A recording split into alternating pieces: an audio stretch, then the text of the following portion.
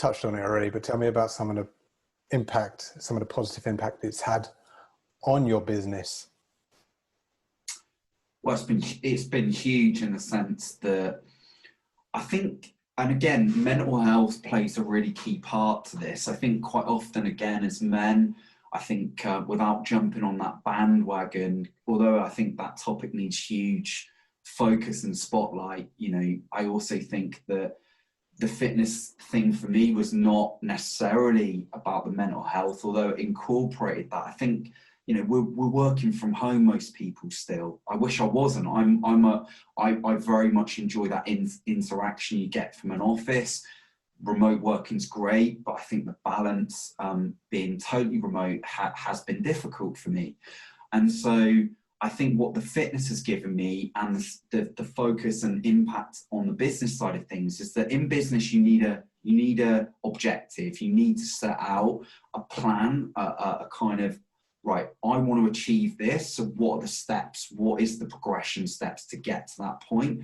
Fitness is exactly the same. You're not going to be overweight at a 30% body fat percentage and you're going to get to 10% and lose 5 stone in 1 week. You know, it's impossible. So the steps that you take and processes that you follow, and it's a methodical approach, right? You've got to think about the diet, then you think about the exercise, then you think about the package as a whole. And I think for me, it refocused how I'm doing business in that step-by-step process and that real clear understanding of what do I want to achieve? How do I want to achieve it? And I'm also starting the day feeling better. So straight away, that overall energy that you bring into the day is a lot higher. So I think it's just revisiting those steps that enforced on this new change of lifestyle. Yeah, absolutely. Good, very good point there. I think it's exactly the same when you're running a business, you've got business goals, you have to create a plan to get there. And I think goals are important in any area of your life. Otherwise, you know, what's the point? You know, you're just kind of going through the motions of, you know, and wishing for a change. But if you're doing the same thing over and over, you're just spinning the wheels, you're not going anywhere. And you've got that goal and then you have a plan to support that goal. Yeah. That's when you move forward, whether it's in your fitness, your business, you know, any area of your life. 100%. I think as well, I think I made the point earlier, people, it's a tough thing to do, right? To start a new pattern of behavior, a new thing. The initial period for even the most motivated people can be that first step. And if you can stick with it, but approach it right, there's longevity in it. It needs to be realistic. It needs to be those steps. And you need to understand, like, what was my objective was pretty easy in the sense that I knew I wanted to lose weight to feel better. I knew I wanted to have a healthier lifestyle, a more sustainable lifestyle. And I knew that I had a period of time I wanted to look at.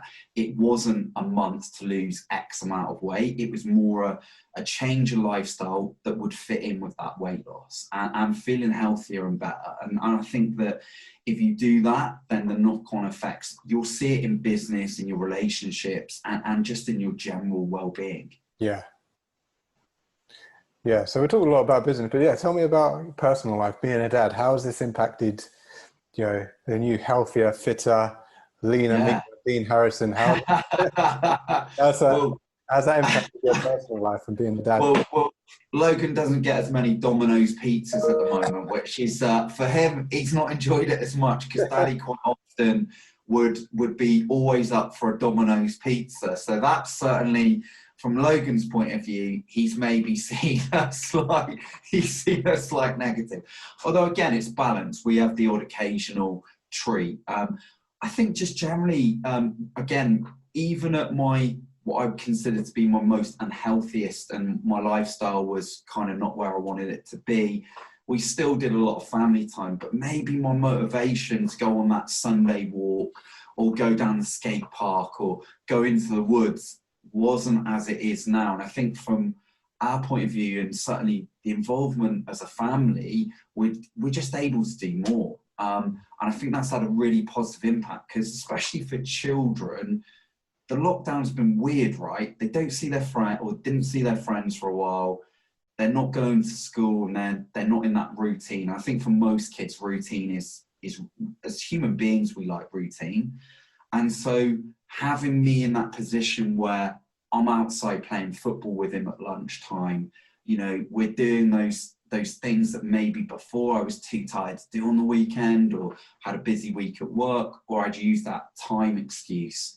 And I think it just, you know, I've been able to get a lot more involved and feel better about it, mate. I think the impacts have been huge. I know it's cliche to say, but that journey that I started has been one of the most positive journeys I think I've done in my life, because continuing the level of sport that I was at, that wasn't a journey. That was just a continuation of my sporting goals and my fitness goals. I was already at that point where I was having that lifestyle for many years. When you start it again, you're looking for different things. You're looking for the benefits on your lifestyle, not necessarily a sport and achievement.